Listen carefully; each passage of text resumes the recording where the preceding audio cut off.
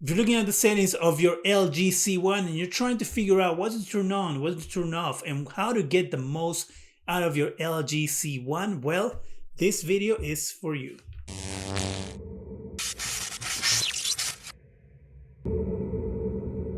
Hi, welcome to Zgadgetreview. As we know, the new LG OLED TVs are about to hit the market, or maybe they already hit the market by the time you see this video. But that means that the older OLED LG TVs are going to get cheaper. In this case, I'm going to focus on the LG C1, one, because it's one of the most popular TVs that LG sells, and two, because that's the TV that I have with me. So I can show you some things on it. On one of my reviews and other videos that I've done about the LG C1, I got some comments where people were struggling to get the best image that they could from their TV. So I thought, why don't I make a video where I show some of the settings that I have set on my TV in order for you to maybe use those to help you out. Now, a few caveats. Using these settings aren't going to necessarily make the image better for you, because it also matters on how you see images and what your preference is when you're watching a TV. Also, the room that you have the TV on matters. If there's a lot of light around you, if there's very little light around you, all those things matter. So the settings that I'm going to provide you are an idea of some things that you can tweak on your TV to get the best image. All right, keep in mind that the colors you're going to be seeing here are not necessarily 100% accurate due to the settings on the camera. But I personally like setting my image on filmmaker mode. And this is a non-HDR, non-Dolby Vision movie that we have going on here on Netflix. So as you can see, you have all your vivid standard cinema, all that. Filmmaker mode to me gives you the most accurate picture when it comes to out-of-the-box settings. Under advanced settings, you can have your brightness, color, and everything set up. I haven't changed my OLED pixel, which is set to 80. I changed my contrast and brightness. I always have all these other things that might change the image. I have them off, and including motion eye care and all that. Now, the reason why I do that is because this sometimes adds brightness and artifacts to the image that just shouldn't be there. I have set these settings using the Spears and Mansell UHD HDR benchmark disc. Under color, we have the color depth, which is set to 55, and that again was set due to the disk that I used to use. This didn't need to change anything. Color gamut, I had it used to auto detect. I changed it to native because what I noticed when I was doing my calibration using the Spears and Mansell disk, the native actually gave me the best color accuracy.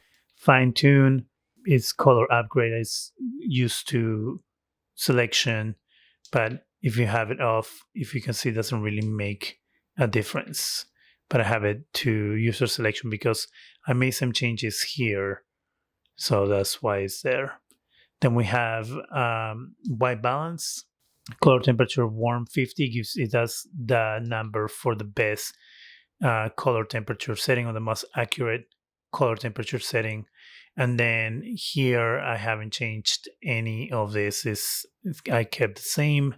Always, when you do apply to all inputs, all the changes that you make are going to apply to all inputs. Under clarity, my sharpness is also always at 0 because when you add sharpness to the image, that also can change the type of the way the image looks. It might make it softer.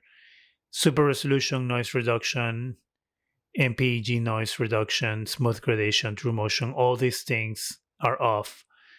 Because of what I already mentioned. True motion more than anything, because true motion adds what is called a soap opera effect, and maybe you'll be able to see the change here. I don't know if you can see the moving the background is moving a little faster. If we go to natural, the way the face moves is a little faster as well. Then you have smooth movement, which also adds to that. So I don't like this so-called soap opera effect, which is why I have it off. Then we have user selection. And the user selection, if you want to add anything, you can do your DJAT or D-Blur. If you want to do all the Motion Pro, all that will be sitting in that area. So then I have the filmmaker mode auto start setup in case there's any filmmaker mode coded content. The TV will immediately recognize it and set the appropriate settings. Now for sound, I have it set up to AI Sound Pro, and that makes it so the TV itself looks for the best sound that it can provide you based on the content that's playing on the TV. I used to have it under standard user, but I realized that AI Sound Pro actually provides you the best sound that you can get from the TV, which I wasn't expecting, but it does a really good job at it. Under advanced settings, you can set up if you want to have Dolby Atmos on, if you want to have it off. If you have your user selection, you can play with the equalizer. And then here it asks you if you have it on a stand or wall mounted. Then you have your automatic volume adjustment. I don't like this because I found that it changes the volume too much for my personal preference. Match screen sound. If your sound is not synced up with the image on the TV, you press this and the TV will take care of it for you. So you don't have to do that. And then here, all these settings are if you have anything that's connected to the TV via HDMI or Bluetooth.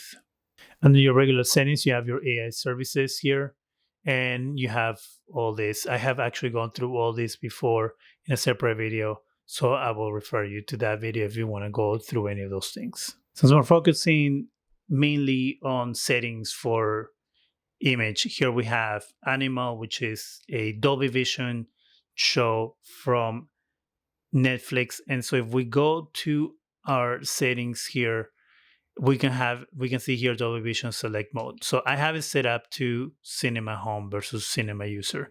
Cinema Home gives you a brighter image than Cinema. So if we go here, you can immediately see that the image got darker. And that's something you can play around with depending, of course, in the room that you're in and your preference on the picture. But Cinema is better, I will say, for some content than Cinema Home. And the reason is because in my Cinema Home, sometimes my blown out skies and things like that. So my recommendation will be to set up both Cinema and Cinema Home, have your settings for each, and then changing depending on the program that you're watching. If you're watching a program that's too dark, I will go with Cinema Home. If you're watching a program that's bright, for example, this one, I will go with Cinema. And again, depending on the room that you're in. So let's look at Cinema first. So we have it set to Cinema, and the settings there, none of these things have changed. I did play around with the brightness, again, using the Spears and Mansell UHD HDR benchmark disc. Auto dynamic contrast off, brightness is being high since the moment I got a TV, and then motion eye care. So these are some of the changes that I made on this. And then when we go to color, color depth stayed at 50 because that was the best setting and the most accurate setting. When we go to color gamut, this is grayed out, but it's at native, as you can see. Then we go to fine tune, color upgrade, I have it as off. And then under white balance, we have temperature again at 50, and all this is unchanged. Now we go to clarity. We have sharpness at 0. All these things again are off. Cinema screen is on, and this is something that I've seen in order to avoid any problems with the image when there's fast moving subjects. And this does not add a soap opera effect to the image. So true motion is what does, and so cinema screen hasn't made a difference for me. It actually makes the image look good. And then again, you have here apply to all inputs or filmmaker mode if you want to have it on. I haven't had any, I don't really think that reduced blue light makes a huge difference. I personally, if you see, make the image yellower. So I never have it on because I don't have an issue with it. Here, Cinema Home, we have brightness. And again, a little more brightness here, again, based on the disc that I've mentioned a couple of times that I use to calibrate the TV. Everything else is the same. And here we have color depth again, color gamut, fine tune is going to be the same. And then we have white balance, again, temperature of 50, and everything else is off. And then clarity, sharpness at 0, super resolution, noise, everything off except cinema screen. So that shows you what the settings look like for Cinema Home Dolby Vision and Cinema Dolby Vision. Again, as I said earlier, my recommendation is to have both set up. That way, when you need to change between settings, you can do it and know that you're going to have the best image possible. For HDR, we're going to move to Amazon, and here we have Filmmaker Mode, Cinema Home, and Cinema. For me, Filmmaker Mode is what defaults to, because on Amazon you have content that is actually coded to Filmmaker Mode. But you can change it to, of course, Cinema or Cinema Home. And again, Cinema Home is a little brighter. Then you have Cinema and Filmmaker Mode. There isn't really a big difference. Filmmaker Mode is a little brighter than Cinema, but not as bright as Cinema Home, if you see the difference there. So my preference is Filmmaker Mode. But let's go through the settings of each one. So let's go with Filmmaker Mode first. Aspect ratio is set to original. Advanced settings, we have here brightness. And again, all this was set with the Spearson Mansell disc. And you have HDR top mapping is set to on, peak brightness, and everything else is off or on auto. And the color, we have the color depth set at 50 as always. Color gamut is set to auto detect, and that was what gave me the best image when I did the calibration. Then we have fine tune, and then we have the color upgrade, which is off. And we have white balance, color temperature at 50. Everything else is at 0. Then we have clarity. For clarity, we have sharpness at 0. Everything else, again, is off except for cinema screen. And again, Filmmaker Mode is set to auto, which is what prompts the TV to bring me to the Filmmaker Mode setting when I go into HDR or any other content that is coded for Filmmaker Mode. In this case, let's go to Cinema Home to take a look at this. So we have, again, aspect ratio original, advanced settings, you have your brightness, and this is going to be changed a little again due to the calibration. HDR top mapping is always on for me.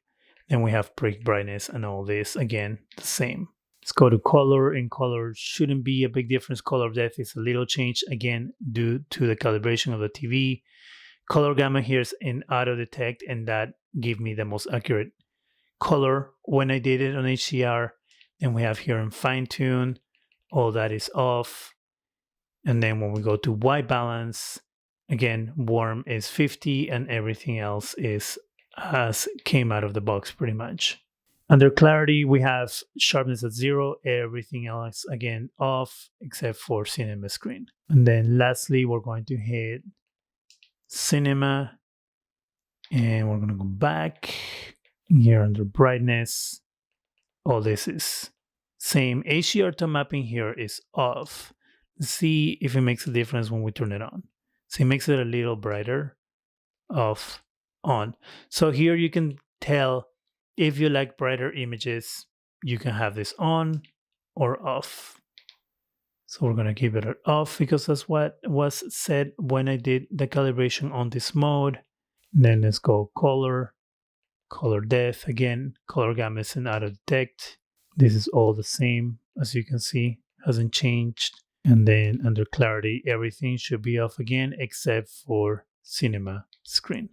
Hopefully this helped you out. If you have any questions, go ahead and let me know in the comment section. I'll do my best to help you out and answer them. That is it for me. Go ahead and subscribe, give us a thumbs up, it really helps the channel. Go ahead and hit that bell so you can be alerted every time we have new videos. And thank you very much for watching.